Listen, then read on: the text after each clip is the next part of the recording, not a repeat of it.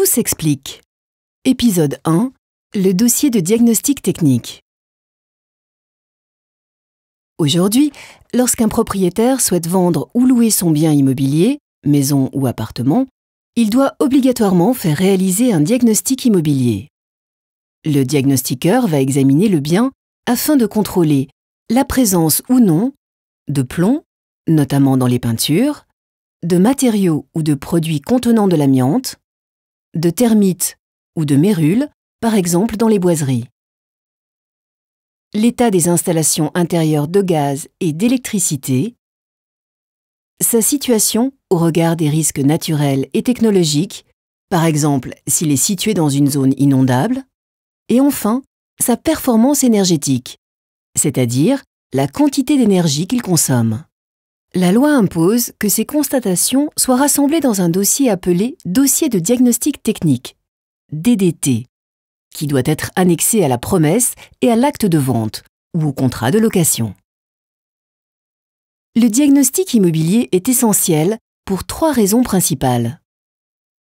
D'abord, parce qu'il protège la santé et la sécurité des futurs occupants. En effet, le bien immobilier recèle une multitude de dangers: électricité, gaz, amiante. Ensuite, parce qu'il contient des recommandations sur les travaux à réaliser pour améliorer le bien et protéger ses occupants, et pour réaliser des économies d'énergie. Enfin, parce qu'il fournit aux parties concernées des informations fiables et objectives sur le bien immobilier. Le propriétaire évite, par exemple, des litiges avec l'acquéreur, car la découverte de vices cachés après la vente pourrait entraîner son annulation. L'acquéreur ou le locataire est rassuré, car il achète ou loue en toute connaissance de cause. L'agent immobilier peut mieux vendre ou louer le bien, car il connaît ses qualités et ses défauts, et il peut ainsi en informer ses clients. Le notaire, quant à lui, réalise une transaction sécurisée d'un point de vue juridique.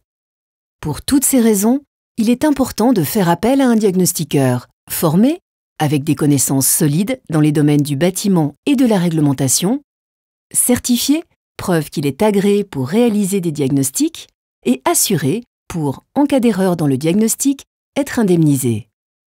La transaction et la location d'un bien immobilier sont souvent motivées par un sentiment affectif fort, car elles correspondent à des étapes importantes de la vie.